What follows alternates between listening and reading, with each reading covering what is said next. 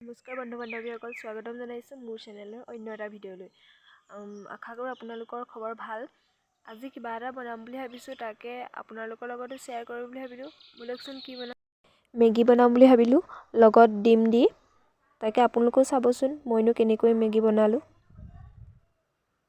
মেগীখিনি সিজিবৰ কাৰণে এই চচ এটাত দি দিলোঁ। মই মেগী বৰ বেছি লোৱা নাই, কাৰণ আমাৰ দেহাই খাবলৈহে মই বনাইছোঁ। আৰু লগত এয়া ডিমৰ এই কুহুমটো মই এনেকৈ উলিয়াই বেলেগকৈ এনেকৈ থৈ দিছোঁ। ইটো ডিমৰ কুহুমটো মই ডিমটো ভাঙোতেই ভাঙি গ'ল, সেইকাৰণে সেইটো আনিব নোৱাৰিলোঁ।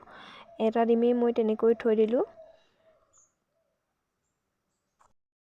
মেগীখিনি আধা সিজাৰ পিছত মই এনেকৈ ফুটা লগা খৰাহী এটাত এনেকৈ বাকি দিলোঁ, পানীবোৰ যাবৰ কাৰণে। বৰ বেছি সিজিব দিয়া নাই।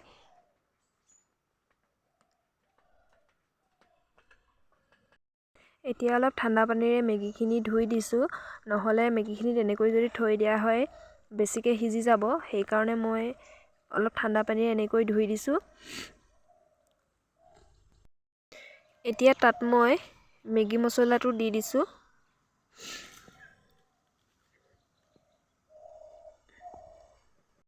এতিয়া তাত অলপ নিমখ দি দিছোঁ। নিমখ দিয়াৰ পিছত এতিয়া গোটেইখিনি ভালকৈ মিক্স কৰি দিছোঁ। আপোনালোকে বেলেগ মছলা ব্যৱহাৰ কৰিব পাৰে দিওঁ বুলি ভাবিলে। মই দিয়া নাই, কাৰণ আমাৰ দেহাই বেছি মছলাবোৰ খালে জ্বলা পাব বুলি মই নাই দিয়া। আৰু এতিয়া ইয়াত ভাঙি থোৱা ডিম দুটা ইয়াত দি দিছোঁ। দি পিনে আকৌ এইখিনি ভালদৰে মিক্স কৰিব লাগিব।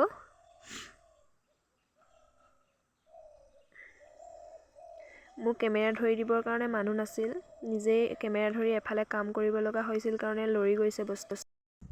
এয়া তেল গৰম হ'ব দি কেৰাহীত এনেকৈ মেগীখিনি দি দিলোঁ। যিমানটো জোখ কৰিব বিচাৰে সেইটো আপোনালোকৰ কথা। মোৰ কুহুম এটা আছিল কাৰণে মই এটাই কৰিলোঁ, কাৰণ মোৰ এটা কুহুম ভাগি গৈছিল। এনেকৈ মাজডোখৰ এনেকুৱা কৰি ল'লোঁ। আৰু এতিয়া মই এক্সট্ৰাকৈ থৈ দিয়া কুহুমটো এনেকৈ মাজত দি দিলোঁ।